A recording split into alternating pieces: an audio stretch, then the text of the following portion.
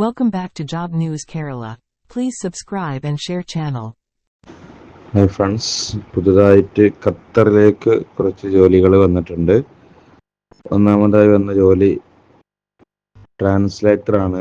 ഇതിൻ്റെ selection CV സെലക്ഷനാണ്. CV നോക്കിയിട്ടാണ് select ചെയ്യുക. ഇതിന് കൂടുതൽ വിവരങ്ങൾ ഇംഗ്ലീഷ് അതുപോലെ തന്നെ അറബി, ഈ രണ്ട് ഭാഷകൾ നല്ലോണം കൈകാര്യം ചെയ്യാൻ അറിയണം. ഇതിന് വേണ്ട ക്വാളിഫിക്കേഷൻ, വിദ്യാഭ്യാസ ക്വാളിഫിക്കേഷൻ ഡിഗ്രിയോ അതിൻ്റെ മുകളിലോ ഉള്ളത് വേണം.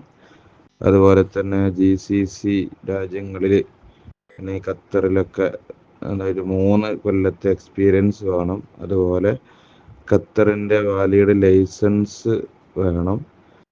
സാലറി ഇൻ്റർവ്യൂവിന് ശേഷമാണ്, അതിനനുസരിച്ച് കമ്പനികൾ നൽകുന്നതാണ്. ഇതാണ് ഒരു ജോബ് ഉള്ളത്. മറ്റൊന്ന് പെട്രോൾ മെക്കാനിക് പോസ്റ്റാണ്. ഇതും CV സെലക്ഷനാണ്. GCCയിലെ എക്സ്പീരിയൻസ് വേണം. 1500 ഖത്തർ റിയാലാണ് ഇതിൻ്റെ സാലറി വരുന്നത്. ഓവർ ടൈമും അതുപോലെ അക്കോമഡേഷനും ഒക്കെ ഉണ്ട്, ഇൻഷുറൻസ് ഒക്കെ ഉണ്ട്. മറ്റൊന്ന് ഡീസൽ മെക്കാനിക്കാണ്. ഇതിലും എക്സ്പീരിയൻസ് വേണം. 1500 ഖത്തർ റിയാലാണ്. ഓവർ ടൈം, അക്കോമഡേഷൻ ഉണ്ട്.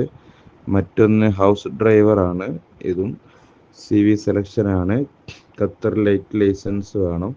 അതുപോലെ 22 വയസ്സിൻ്റെയും 55 വയസ്സിൻ്റെ ഇടയിലുള്ള ആളുകളാണ്. 1800 ഖത്തർ റിയാലാണ്.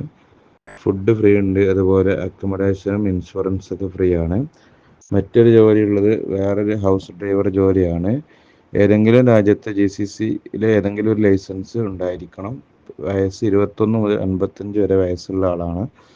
മറ്റൊന്ന് 1500 ഖത്തർ റിയാലാണ് ഇതിന് സാലറി ഉള്ളത്. ഫുഡ്, അക്കോമഡേഷൻ, ഇൻഷുറൻസ് എന്നിവകളൊക്കെ ഇതിൻ്റെ കൂടെ ഉണ്ട്.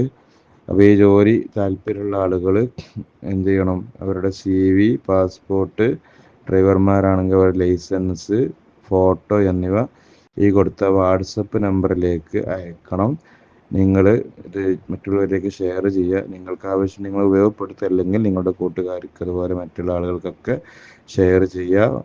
പ്രധാനപ്പെട്ട ഒരു കാര്യം പറയാനുള്ളത്, ഏത് ജോലിക്കും അതിനുമായി ബന്ധപ്പെടുന്ന ആളുകൾ സാമ്പത്തിക ഇടപാടുകൾ, മറ്റു കാര്യങ്ങളൊക്കെ സൂക്ഷ്മതയോടുകൂടി കൈകാര്യം ചെയ്യണം. സാമ്പത്തിക നഷ്ടങ്ങൾ വരാത്ത രൂപത്തിലുള്ള ജോലികളൊക്കെ ഏറ്റെടുക്കാൻ ശ്രമിക്കുക. സാമ്പത്തികമായ ഉത്തരവാദിത്തങ്ങളൊന്നും ഈ ജോലി ഇതിലൂടെ അറിയിക്കുന്നവർക്കുണ്ടായിരിക്കുന്നതല്ല. നമുക്ക് സ്വന്തം ഉത്തരവാദിത്തത്തിൽ ചെയ്യേണ്ടതാണ് എന്ന് പ്രത്യേകം ഓർമ്മപ്പെടുത്തുന്നു. Thank you. ഷെയർ ചെയ്യണമെന്നൊരിക്കൽ കൂടി ഓർമ്മപ്പെടുത്തുന്നു.